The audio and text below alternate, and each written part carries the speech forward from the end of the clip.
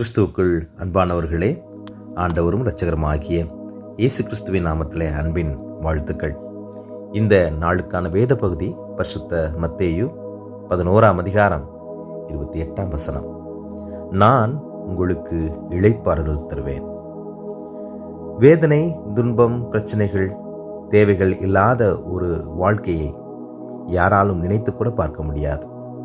மனித சுபாவத்தினால் செய்யும் பாவங்களினாலும், கீழ்ப்படியாமை, மீறுதல்கள் இவற்றினாலும், நீதி நிமித்தமாகவும் கூட வருத்தப்பட்டு பாரம் சுமக்கிற அனைவருக்கும் மனுஷகுமாரனாகிய இயேசு கிறிஸ்துவின் அழைப்பு இது. நான் உங்களுக்கு இளைப்பாறுதல் தருவேன்.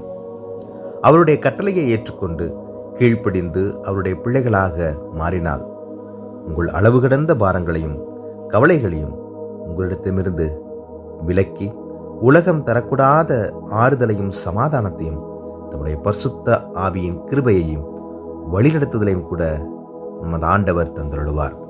எப்படிப்பட்ட சோதனையாக இருந்தாலும், எவ்வளவு பெரிய பிரச்சனையாக இருந்தாலும் கூட, எவ்வளவு கொடிய நோயாக இருந்தாலும் கூட, எப்படிப்பட்ட குழப்பமான சூழ்நிலை இருந்தாலும் கூட, எனக்கு பிரியமானவர்களே, இயேசு கிறிஸ்துவின் பாதத்தில் அனைத்தையும் நாம் ஒப்புக் கொடுப்போம். அவரே உங்களுக்கு பதிலையும் விடுதலையையும் இளைப்பாறுதலையும் சமாதானத்தையும் கொடுக்கிறவர்.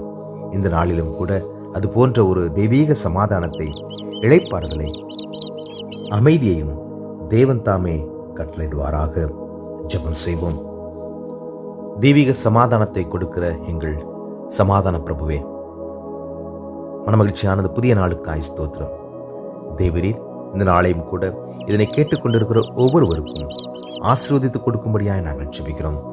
ஆண்டவரே, அவருடைய சூழ்நிலைகள், விலகினங்கள், வியாதிகள், பிரச்சனைகள் எந்த சூழ்நிலையாக இருந்தாலும் கூட தேவரீர் மாற்றி தேவ சமாதானத்தையும் இளைப்பாறுதலையும் கொடுத்து இந்த நாள் ஒரு மனமகிழ்ச்சியின் அற்புதத்தின் நாளாக இருக்க நீர் உதவி செய்யும்படி மீட்பரும் இரட்சகருமாகிய இயேசு கிறிஸ்துவின் இனிய நல் நாமத்திலே ஜெபிக்கிறோம் எங்கள் ஜீவனுள்ள பிதாவே. ஆமென்.